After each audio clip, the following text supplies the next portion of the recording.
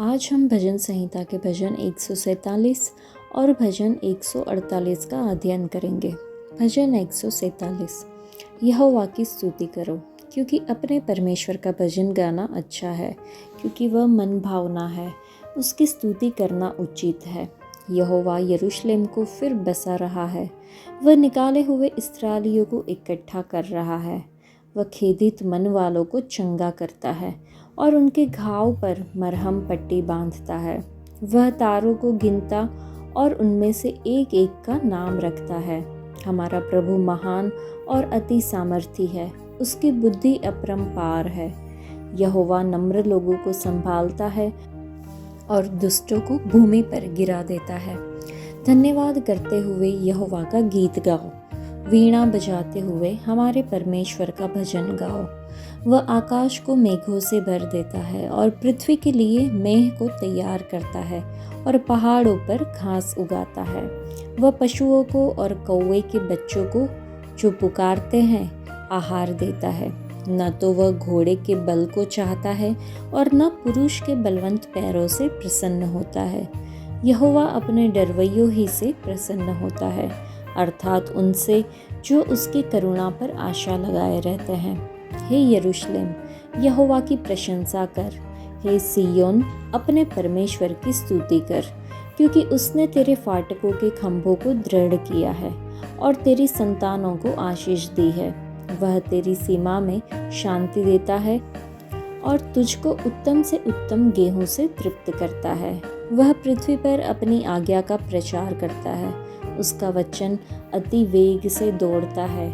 वह ऊन के समान हीन को गिराता है और राख के समान पाला बिखेरता है। वह बर्फ के टुकड़े गिराता है। उसकी की हुई ठंड को कौन सह सकता है? वह आज्ञा देकर उन्हें गलाता है। वह वायु बहाता है, तब जल बहने लगता है। वह याकूब को अपना वचन और इस्राएल को अपने विधियाँ और नियम बताता है। किसी और जाति से उसने ऐसा बर्ताव नहीं किया और उसके नियमों को औरों ने नहीं जाना। यहोवा की स्तुति करो।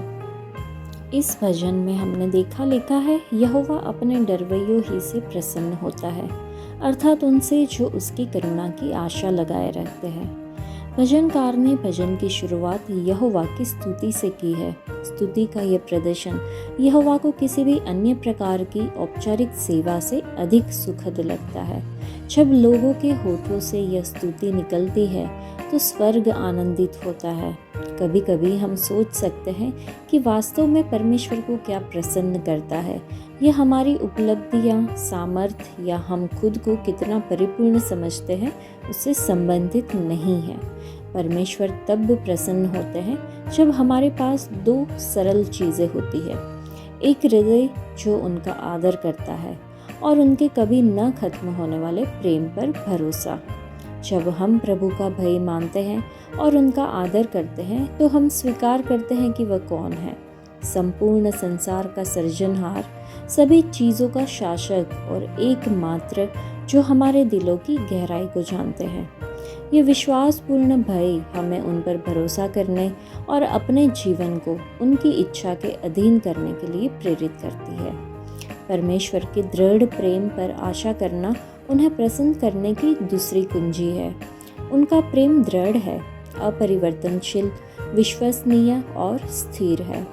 मानवीय प्रेम के विपरीत जो लड़खड़ा सकता है, परमेश्वर का प्रेम जीवन के हर मौसम में वफादार रहता है। जब हम इस प्रेम पर अपनी आशा रखते हैं तो हम स्वीकार करते हैं कि वह हमारी सामर्थ्य, आनंद और शांति का स्रोत है। चलिए हम परमेश्वर की महानता और हमारे लिए उनके प्रेम पर विचार करें। संदेह या कठिनाई के क्षणों में भी हम उनके वादों पर भरोसा करें। हम प्रतिदिन उनके सामने समर्पण करें और भरोसा करें कि वह जानते हैं कि हमारे लिए सर्वश्रेष्ठ क्या है। तो यह भजन परमेश्वर की महानता को दर्शाता है, जैसा कि सृष्टि के प्रति उसकी देखभाल, प्रकृति में उनकी सामर्थ्य और उनके लोगों के प्रति उनके गहन ज्ञान में देखा जाता है। भजनहार परमेश्वर की चंगाई और पुनर्स्थापना पर भी प्रकाश डालता है। समुदाय के आनंद और आराधना की सुंदरता का जश्न मनाता है। इस भजन में चाहे आप माने या ना माने, प्रार्थना की तुलना में स्तुति पर अधिक जोर दिया गया है। स्तुति हमारे परमेश्वर का आदर करती है। बाइबल कहती है कि प्रभु की स्तुति करना उचित है। हम अपने शब्द आराधना को योग्यता से प्राप्त करते हैं कि परमेश्वर आदर करने योग्य है। अपने हृदय को स्तुति का साधन बनाओ और तुम पाओगे कि जब तुम प्रभु की स्तुति करोगे तो तुम्हारी आत्मा गाना और उड़ना शुरू कर देगी। तुम एक ही समय में स्तुति और शिकायत नहीं कर सकते। तुम एक ही समय में स्तुति और कड़वाहट नहीं रख सकते, क्योंकि एक दूसरे की जगह ले लेगा। स्तुति चिंता का उल्टा रूप है। कृतज्ञता और विचारशीलता एक ही हृदय से निकलती है। स्तुति हमारे शत्रुओं का प्रतिरोध करती है। स्तुति हमें खोए हुए लोगों को यीशु मसीह के पास लाने में मदद करती है। सुसमाचार प्रचार उतना ही अधिक पकड़ा जाता है जितना इसे सिखाया जाता है।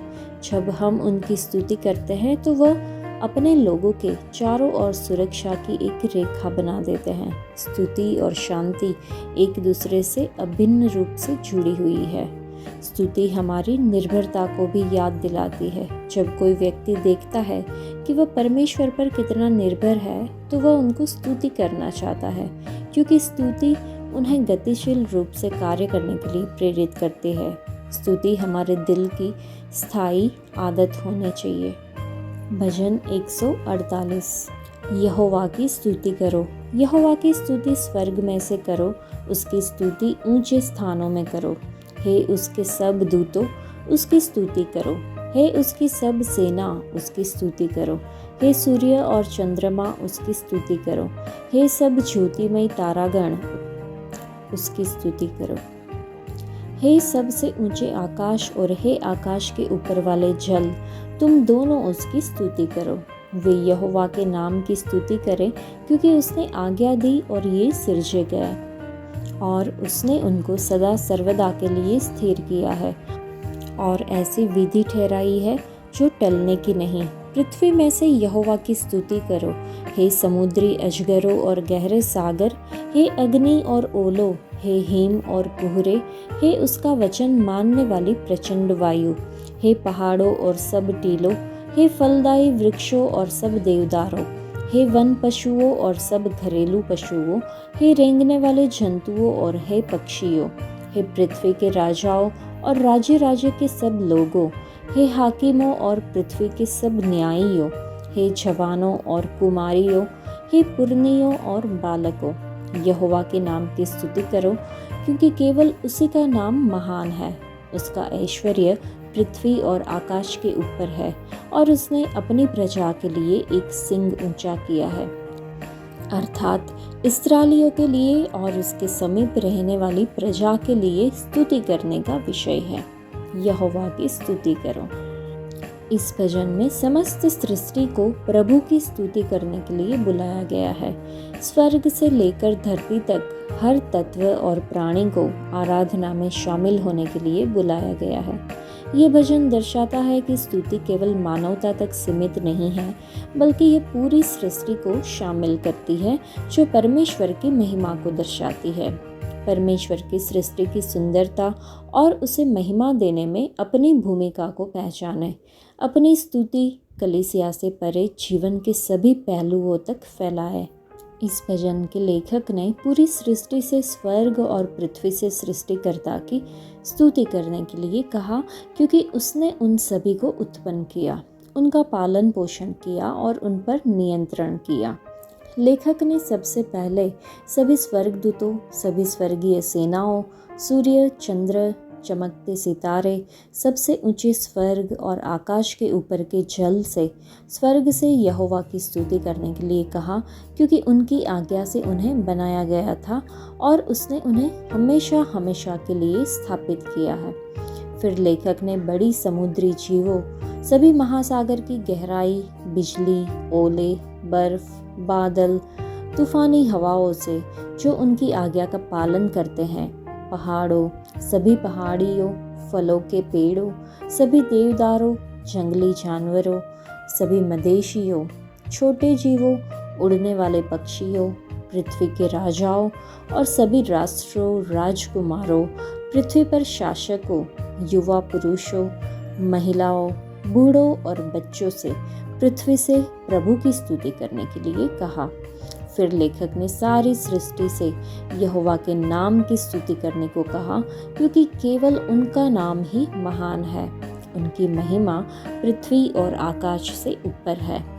और उसने इस्राएल के अपने सभी वफादार सेवकों से, जो उनके दिल के करीब है, यहोवा की स्तुति करने को कहा, क्योंकि उसने अपने लोगों के लिए एक सिंग ऊंचा किया है। लेखक ने न केवल सारी सृष्टि से उन्हें बनाने के लिए याह की स्तुति करने को कहा, बल्कि अपने दिल के करीब लोगों से भी कहा कि उनके लिए एक सिंग ऊंचा करने के लिए याह के नाम की स्तुति करें। सुसमाचार में लूका कहता है कि परमेश्वर ने अपने सेवक दाऊद के घराने में अपने लोगों के लिए उद्धार का एक सिंग ऊंचा किया है। वह सिंग यीशु मसीह है। तो चलिए हम भी यहोवा की स्तुति करें और केवल उनकी ही आराधना करें। आज के लिए इतना ही। परमेश्वर आप सबको आशीष दे। धन्यवाद।